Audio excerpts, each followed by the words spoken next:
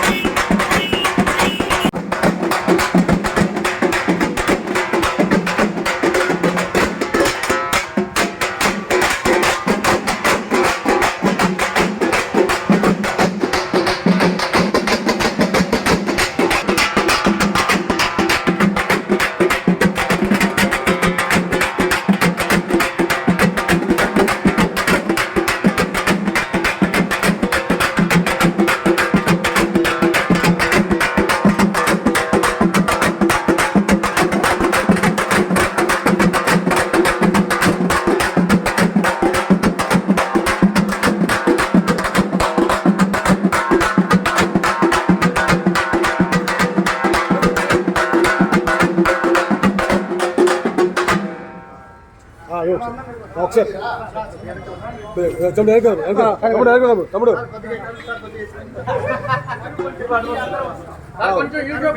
Okay sir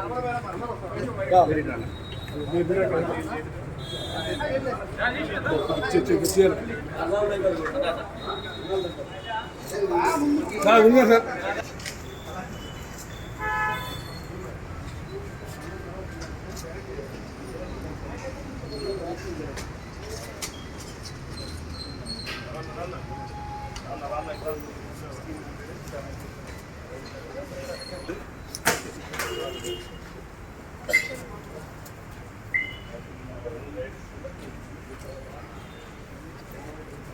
ఫ్రెండ్కి వచ్చేయాలి ఫ్రెండ్కి వచ్చేది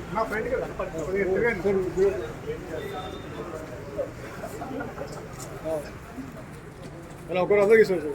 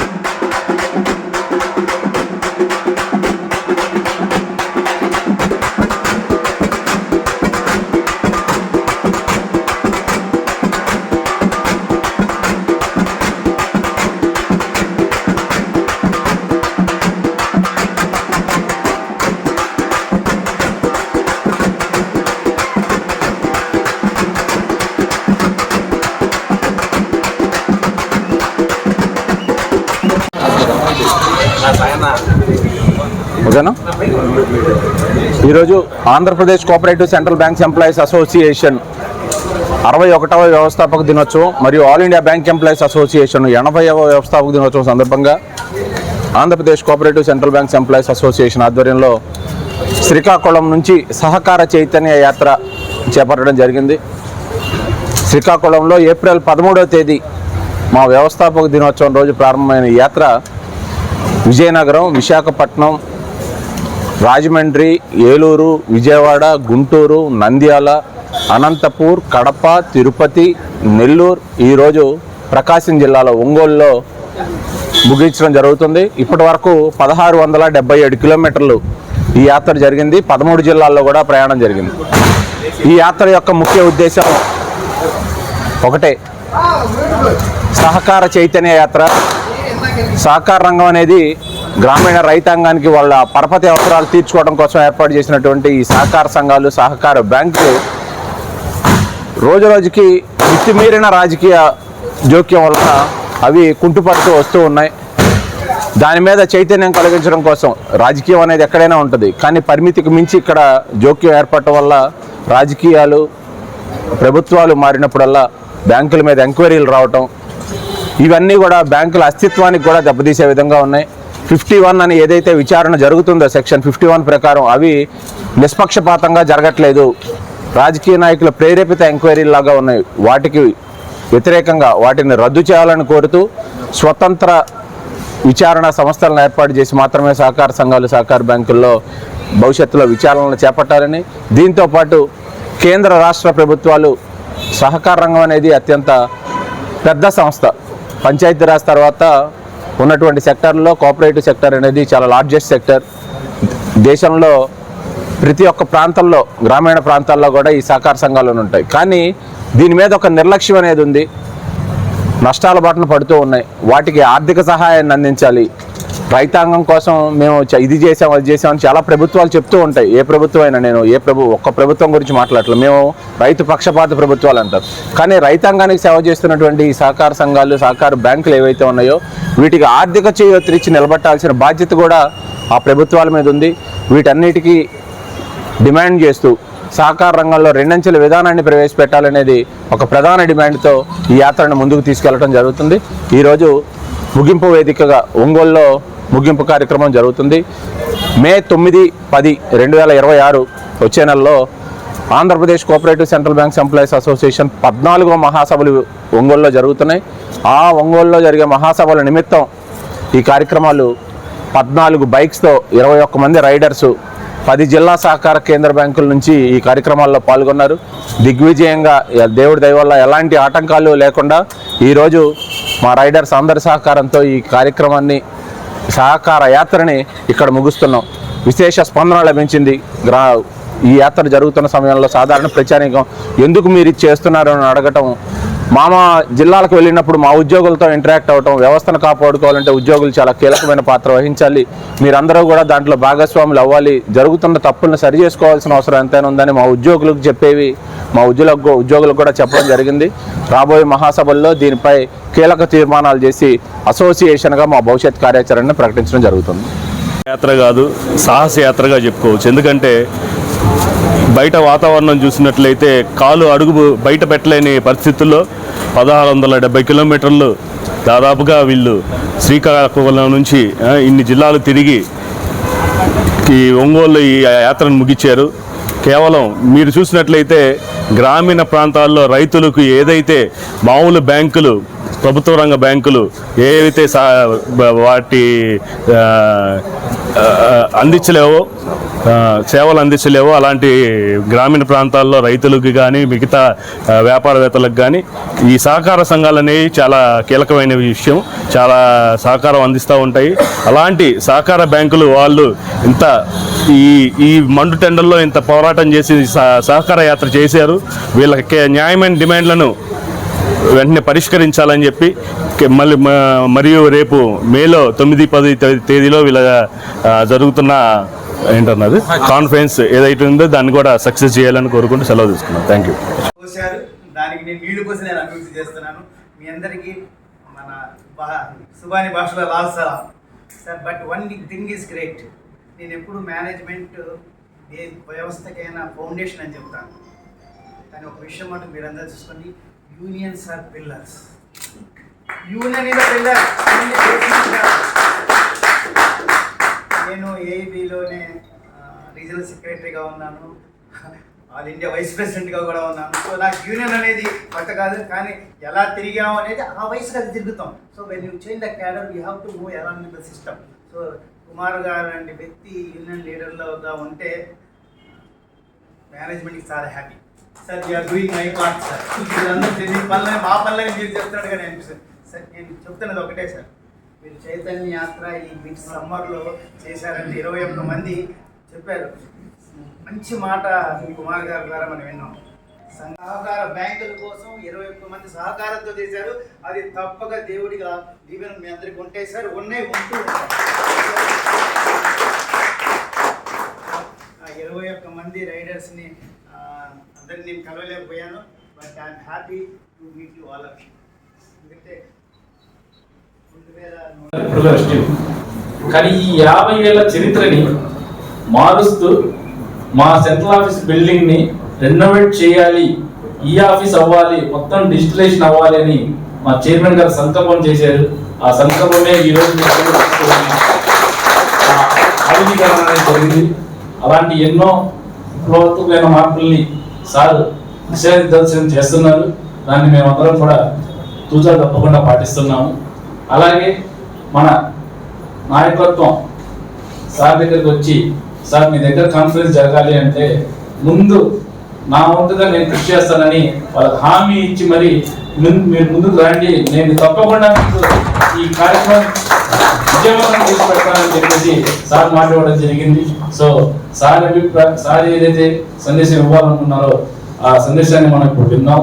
థ్యాంక్ యూ. ఈ కోఆపరేటివ్ బ్యాంక్ ఎంప్లాయీస్ 21 మంది రవి నేతృత్వంలో శ్రీకాకుళంలో స్టార్ట్ చేసి 1600 పైచిలుకు కిలోమీటర్లు తిరిగి ఎక్కడ ఎటువంటి ఇబ్బంది లేకుండా రావడం, అది నిజంగా చాలా ఒక రకంగా చాలా అదృష్టం అనుకుంటున్నా. ఎందుకంటే చిన్న పంచర్ కూడా కాకుండా వచ్చారంటే 1600 కిలోమీటర్లు నిజంగా సంకల్పం చాలా మంచిది. అట్లనే కేంద్ర నాయకత్వం మాకు ఇక్కడ ఒంగోలులో చేసుకునేదానికి మహాసభ అంగీకరించటం, అది నాకు ఇంకా సంతోషంగా ఉంది. ఎందుకంటే మన పీడీసీసీ బ్యాంక్ స్టార్ట్ అయ్యి 50 years, exact last 2 months back 50 years అయింది.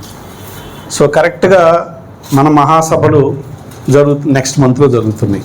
టు ఎన్లైట్ దట్ ఈ 50 ఇయర్స్ పీడీసీసీ బ్యాంక్ మీద ప్రతి వారంలో ఒకసారి పేపర్లో మన బ్యాంక్ గురించి ఏదో ఒకటి వస్తూనే ఉంటుంది.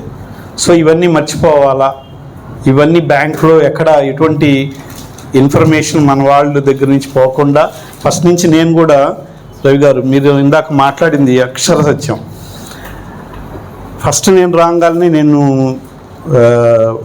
క్యాంపస్లోకి ఈ బీరువాలు అన్నీ ఉన్నాయి, ఇదంతా మార్పు జరగాలి, కంప్యూటరైజ్ కావాలి, డిజిటలైజ్ కావాలి, ఇవన్నీ అనుకున్నాను. అట్లానే జరిగింది. నాకు మంచి CEO గారు వచ్చారు, ఆయన సహకారంతో. రెండోది, నేను అంతకుముందు కూడా చూస్తూ ఉండేవాడిని, కానీ నేను రాజకీయ నాయకుడిని కాదు. ఒక పార్టీకి సేవ చేయటం వలన నాకు ఈరోజు ఈ పదవి వచ్చింది. కానీ ఇక్కడికి వచ్చిన తర్వాత నేను అనుకున్నది ఒకటే, ప్రతిసారి పేపర్లో ఏ సొసైటీ ప్రాబ్లం ఏదన్నా ఉన్నా కూడా, అంటే గవర్నమెంట్ సొసైటీ ప్రాబ్లం ఏదన్నా మన బ్యాంకు ఫోటో వేసి దాని గురించి రాస్తారు. సో ఇవన్నీ పేపర్లో రాకూడదు అన్న ఉద్దేశం నేను ఫస్ట్ నుంచి, నేను వచ్చి 9 months 10 months అవుతుంది. ఈ 10 months నుంచి నేను మన వాళ్ళకి చెప్తానే ఉన్నా, ఎప్పుడు కూడా మీ బ్యాంక్ గురించి అవతల వాళ్ళకి ఇన్ఫర్మేషన్, రాంగ్ ఇన్ఫర్మేషనా రైట్ ఇన్ఫర్మేషన్ ఏదైనా కానీ అనవసరం మనకి. సో మన బ్యాంక్ గురించి మనం చెప్పుకుంటే, మీరు రేపు ఇక్కడ చక్కగా ఉద్యోగాలు చేసుకొని రిటైర్ అయ్యి హ్యాపీగా ఫ్యామిలీ లీడ్ చేసుకోవాల్సిన వాళ్ళు, మన బ్యాంక్ గురించి మన వాళ్ళు బయటకు చెప్పడం వలన అది నెగటివ్గా ఆలోచన చేసి ఈ బ్యాంకు వ్యవస్థని ఇబ్బంది పెడుతున్నారన్న ఉద్దేశంతో ఫస్ట్ నుంచి నేను అదే చెప్తా ఉన్నా. కానీ ఈరోజు చాలా సంతోషంగా ఉంది. మా బ్యాంకులో ఎంప్లాయీస్ అందరూ కూడా ఇప్పుడు చాలా చక్కగా హ్యాపీగా వర్క్ చేసుకుంటూ ఉన్నారు. ఆ వర్క్ చేయడం వలన ఈ రోజున మా CEO గారికి సహకారం ఇవ్వటం వలన ఈరోజు 4,000 పైచిలకు బిజినెస్కి వచ్చాం. సో ఏ గ్రేడ్లోకి వచ్చామని చాలా సంతోషంగా ఉంది. అట్లనే మీరు అక్కడి నుంచి ఇక్కడ దాకా ఇంత ఎండలో రావడం, ఎటువంటి దీనికి ఇబ్బందులు జరగకుండా, అట్లానే మీ యొక్క సహకార వ్యవస్థను బలోపేతం చేసుకునే దానికి మీరు రేపు మహాసభలో చేసుకునే వాటికి కానీ, వ్యవస్థ బలోపేతం చేసేదానికి కానీ, మీ పే రివిజన్స్లో కానీ ఎటువంటి వాటిల్లో కూడా నేను రేపు ఏదైనా మా సహకారం ఏదైనా అవసరమైతే డెఫినెట్గా మీకు అందుబాటులో ఉండి, మా చైర్మన్లందరూ మిగతా 12 మంది చైర్మన్లందరికీ తెలియజేసి వాళ్ళను కూడా మన దృష్టిలో తీసుకొని మీకు డెఫినెట్గా ఏ వర్క్ అయినా చేసేదానికి నా సాయశక్తిలో ప్రయత్నం చేస్తాను. అట్లనే రేపు జరగబోయే మన 9-10వ తారీఖున జరగబోయే మహాసభలకి నా వంతుగా ఏం చేయాలో ముందుగానే చెప్పండి, దానికి డెఫినెట్గా నేను సహకరిస్తాను. ఏ నిర్ణయం అయినా పర్వాలా, ఎటువంటి నిర్ణయం అయినా పర్వాలా, ఏ సహకారం అయినా పర్వాలేదు, అది డబ్బు రూపేనా లేకపోతే ఏ రూపేణైనా సహకరిస్తాను. డెఫినెట్గా మీరు ఈ మహాసభ సక్సెస్ కావాలని, తద్వారా మీరందరికీ మంచి పేరు రావాలని, అలాగే ఈ బ్యాంకు మన కోఆపరేటివ్ సెంట్రల్ బ్యాంకు అన్ని 13 బ్రాంచ్లు మంచి పొజిషన్లోకి వెళ్ళాలని కోరుకుంటూ, నాకు ఈ అవకాశాన్ని ఇచ్చిన మీ ఆంధ్రప్రదేశ్ కోఆపరేటివ్ సొసైటీ ఎంప్లాయీస్ అసోసియేషన్కి నా థ్యాంక్స్ చెప్పుకుంటూ సెలవు తీసుకున్నాను. Thank you.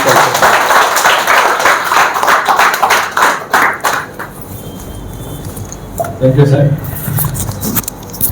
మన ఇంటివన్ రైడర్స్ అందరూ కూడా సన్మానం ఏర్పాటు చేశారు సార్. చేతుల మీదుగా వాళ్ళందరూ కూడా సన్మానం. మందికి నేను సన్మానం చేయాలి.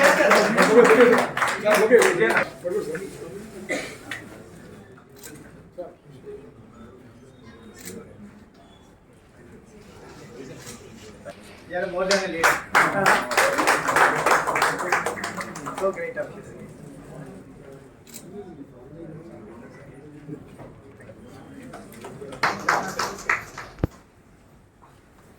మేమందరం అప్పుడప్పుడు అలసిపోయి కొద్దిసేపు కార్లోకి వచ్చాం, కానీ మీ మనోహర్ శ్రీకాకుళం నుంచి ఒంగోలు వరకు కార్ ఎక్కలేదు, ఓన్లీ బండి మీదే ప్రయాణం.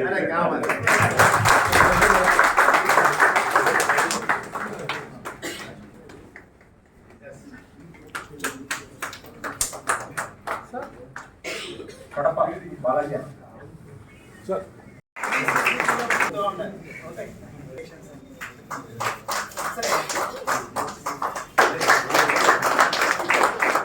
చూడండి సార్, చూడండి సార్, చూడండి సార్, చూడండి సార్.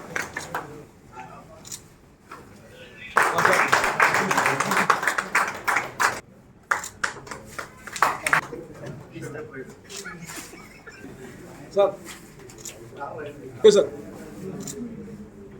సార్ సార్ చూడు సార్ చూడు సార్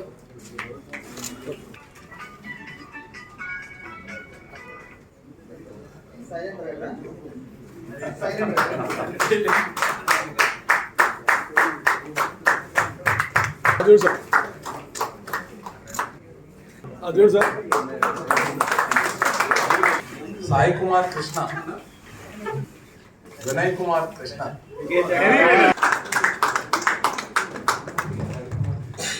చూడు సార్